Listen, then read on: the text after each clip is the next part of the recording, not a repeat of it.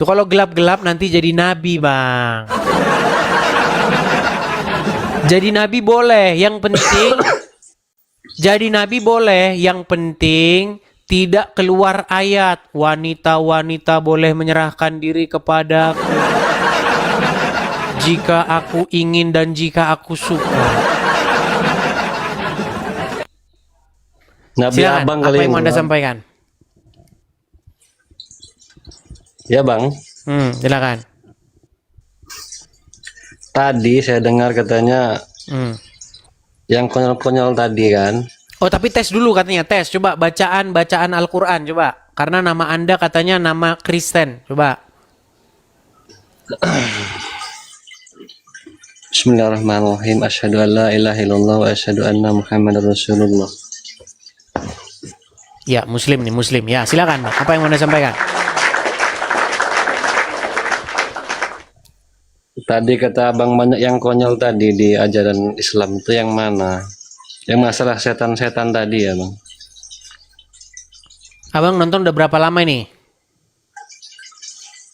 Baru sih. Barusan. Yang mana yang mau Anda bahas? Yang masalah setan apa itu tadi yang bangun pagi kesiangan atau Ya, apa? menurut Muhammad, setan itu ketika dia turun dari surga, dia kencing. Setelah dia kencing, tumbuhlah pohon tembakau. Nah, itulah asal-usul pohon tembakau menurut agama Islam. Saya tanya kepada Anda, menurut Anda nih, Anda percaya itu? Percaya? Percaya.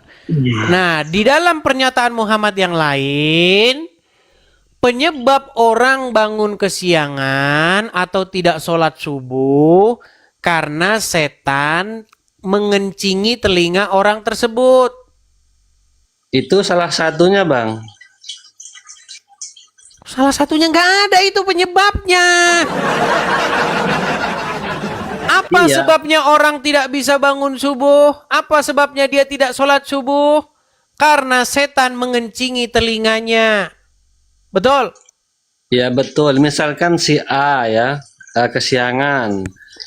Kata abang dikencengi setan ya ininya ya. Bukan kata saya, kata Muhammad. Iya yang ini kan abang bilang barusan kan.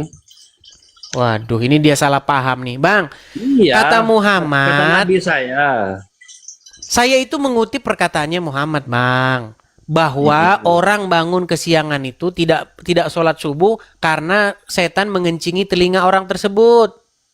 Saya percaya karena yang tidur kesiangan tadi orang beriman dan orang beriman itu diganggu setan selalu, diuji terus dia keimanannya, gitu Bang. Iya, artinya setan kencing di telinganya, betul?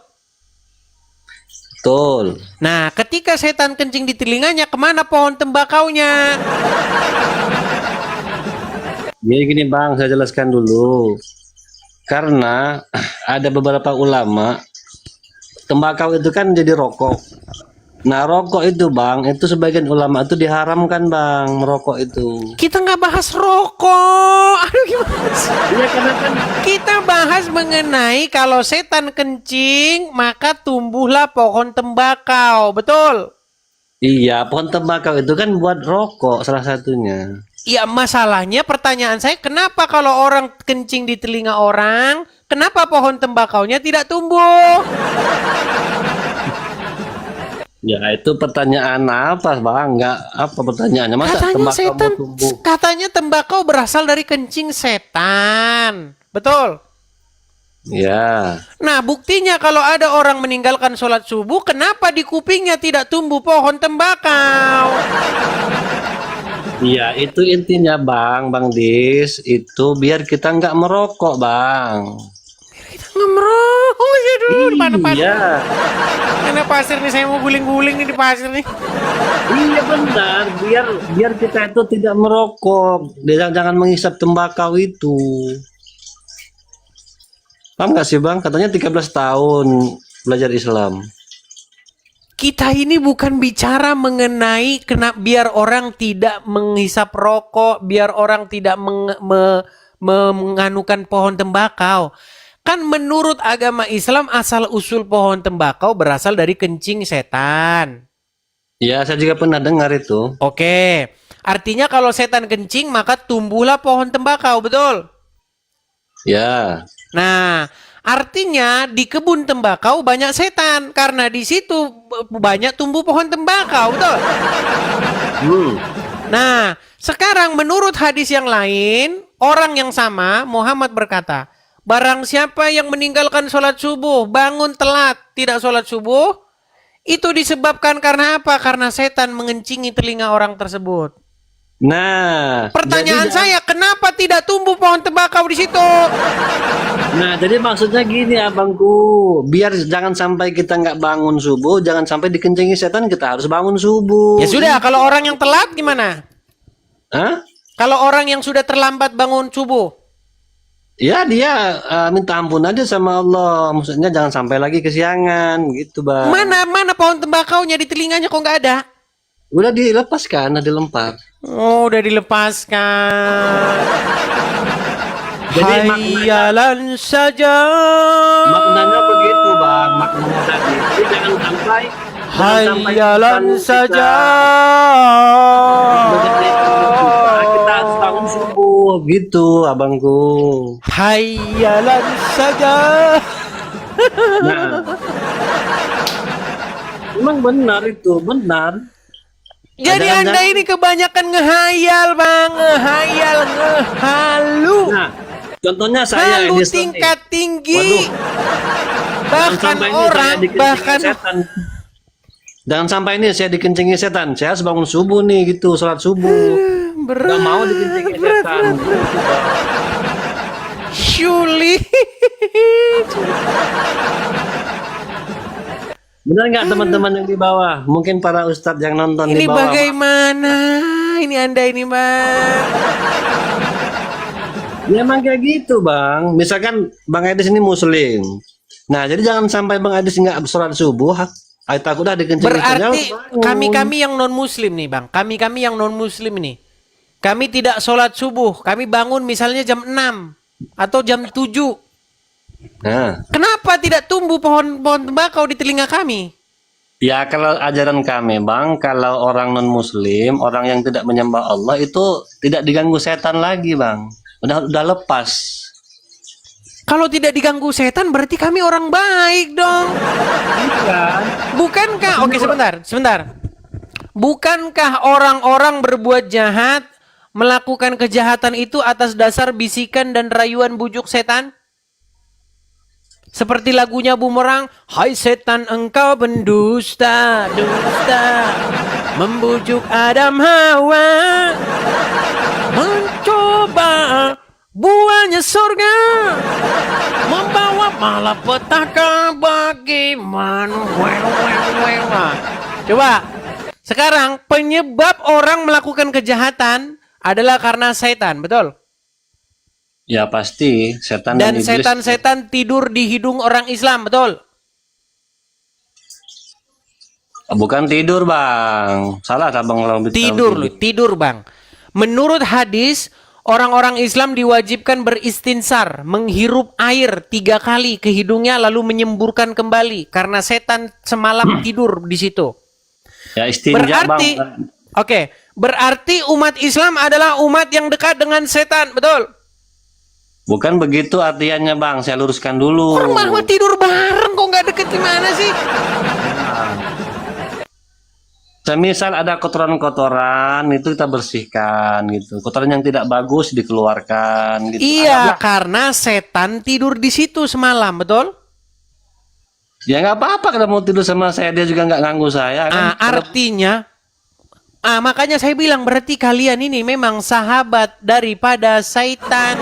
Bahkan kata Muhammad, setan-setan itu sudah bersekutu dengan dia dengan cara masuk Islam. Enggak gitu, Bang. Loh, menurut Karena kan Muhammad, beda. setan yang mendampingi dia, korin yang mendampingi dia sudah masuk Islam. Karena orang beriman itu, Bang, selalu diganggu setan gitu, digoda-goda gitu biar meninggalkan agama Islam. Oke, gitu, Bang. tadi Anda katakan orang Kristen ada nggak diganggu setan? Kalau orang nggak sholat, ya apa yang mau setan ganggu lagi dia? Dia juga memang nggak sholat. Mungkin ada gangguan lain, nggak tahu. Iya, berarti orang-orang yang tidak sholat adalah orang-orang yang setan tidak mau lagi dekat dengan dia, betul? Karena tidak digodanya lagi, mungkin udah sama. Iya, makanya setan-setan sudah kapok menggoda dia karena sudah tidak lagi melakukan perbuatan-perbuatan mubazir. Karena gini, Bang Edis. Ini kan Tahu saya. besok gini lagi, terus begini lagi. Ngapain, Tahu Bang? saya, Untungnya Bang. apa? Setan itu dia ditugaskan untuk mengganggu orang-orang yang beriman. Digodanya selalu, Bang. Itu Bang, di agama kita, Bang. Coba, di dalam bulan Ramadan, di dalam bulan puasa, setan-setan dibelenggu, diikat, betul? Ya, betul. Artinya apa itu? Artinya kita itu pas menjalankan ibadah bulan puasa itu ya mungkin ya lebih khusyuk lagi gitu Nah, kan. berarti di mana tidak ada setan mengganggu, maka di situ kejahatan menurun, betul? Ya.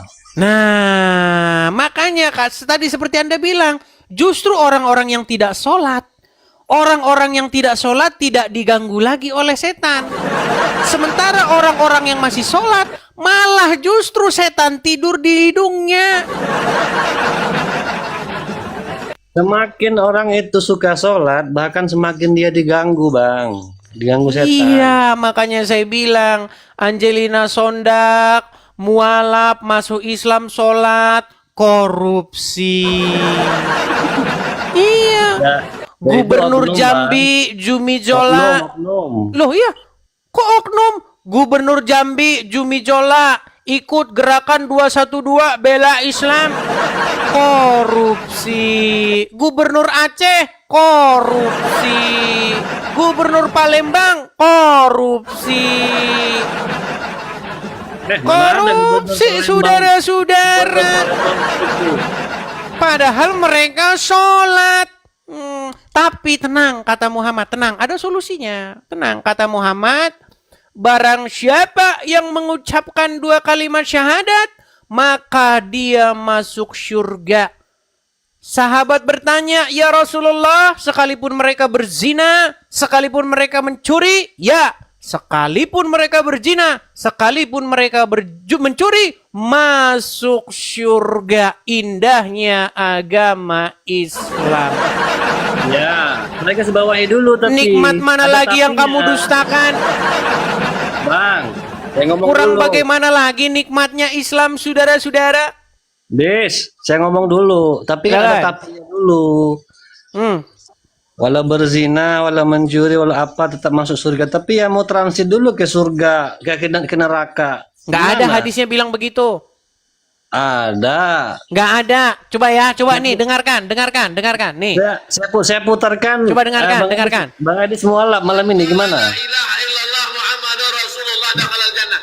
Siapa yang mengucapkan la ilaha illallah Muhammadur Rasulullah dakhalal jannah. Semua umat Muhammad sallallahu alaihi wasallam masuk surga.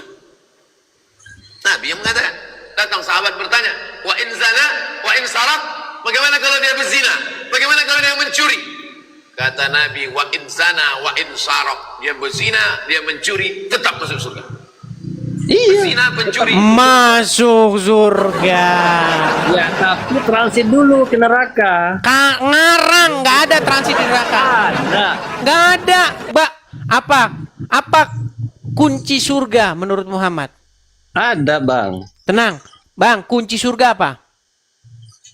Kunci surga. Surga itu kita mendapatkan surga itu Kunci dari- surga itu mengucapkan 2 kalimat syahadat. Jadi kalau misalnya surga terkunci, dia tinggal ngomong saja. Bismillah, asyhadu an la ilaha illallah. Nah, itu ada. Terbuka kunci surga. Terbuka kunci surga. Gimana? Itu kunci surga. Makanya umat Islam itu adalah agama cuap-cuap. Di mana Anda mengucapkan kalimat syahadat, di situ Anda masuk surga. Tidak peduli mau Anda mencuri kayak, mau Anda berzina kayak, masuk surga. Nikmat mana lagi yang kau dustakan? Masuklah Islam Itulah, dengan Bang. segera.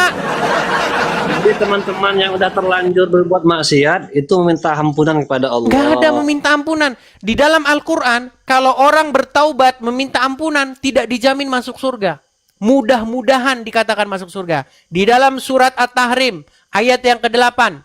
Ya ayyuhallazina amanu, wahai orang-orang yang beriman. Bertaubatlah kamu kepada Allah dengan taubatan nasuha, dengan taubat yang semurni-murninya. Assa rabbukum, mudah-mudahan Tuhan kalian mengampuni dosa-dosa kalian. Bertaubat dengan semurni-murninya, janji Allah hanya mudah-mudahan. Sementara mengucapkan 2 kalimat syahadat, janji Allah pasti masuk surga. Makanya yang penting di dalam agama Islam itu jadi hanya gini, sekedar Bang, kata-kata. saya jelaskan dulu Bang ya, biar teman-teman di Gimana? bawah nggak salah paham. Saya jelaskan dulu biar teman-teman nggak salah paham di bawah. Jadi bilang masalah surga tadi Bang, itu kita sholat kita tuh sebenarnya nggak menjamin kita mau masuk surga, kita berbuat apa, karena surga itu kita dapat nanti dari rahmatku, kata Allah, memasukkan engkau dalam surgaku dengan rahmatku, karena rahmatku. Jadi Makanya, bukan karena Bang. sholat kita, tapi Oke. tetap kita harus sholat untuk mengingat Baik. Allah, gitu Bang. Baik. Inilah makanya saya bilang, ketika kita percaya kepada Muhammad, di detik yang sama kita harus menabrakkan diri kita dengan akal dan logika akal sehat kita. Muhammad berkata, ada seorang bertanya, ada para sahabat bertanya, "Ya Rasulullah, apakah engkau sudah dijamin masuk surga?" Lalu Muhammad berkata, "Tidak ada satu amalan pun yang bisa memasukkan orang ke surga kecuali oleh rahmat Allah." Itu ada Benar itu, hadisnya, Bang. sahih Iya, benar. hadisnya. Iya, sahih itu. Tetapi di detik yang sama, Muhammad berkata, barang siapa yang mengucapkan 2 kalimat syahadat, dia masuk surga sekalipun dia berzina, sekalipun dia mencuri. Jadi orang yang sama, tapi omongannya berbeda. Itu sama satu jurusan omongan itu Bang. Tadi dia bilang tidak ada amalan yang bisa memasukkan orang ke surga. Itu kata Allah. Kumasukkan dari dalam surga berkat rahmat. Aduh, kalau ada tembok saya jedukin kepala saya. Iya. Ya abang itu muter-muter aja itu. Gimana? Maksudnya jangan sampai kita maksiat. Makanya saya bilang 101 bukti Islam adalah cacat logika, Bang. Makanya cacat tiap hari logika. kalian berkata hayyalan saja. Hayyalan Mana ada, saja. Bang? Itu hayalan Bang Edis itu. Mau ke surga. Tapi beda. Aduh. Oke lah Bang. Kita sudah malam nih Bang, udah jam 10:30. Ya, kita istirahat lah Bang ya. Jadikan diskusi ini semoga menjadi pemikiran bagi kalian. Saya bawa ini dalam sebuah canda supaya kita tidak terlalu tegang memikirkannya. Supaya kita tidak harus baku hantam untuk mengatasi solusi ini. Pikiran kita saja yang kita gunakan.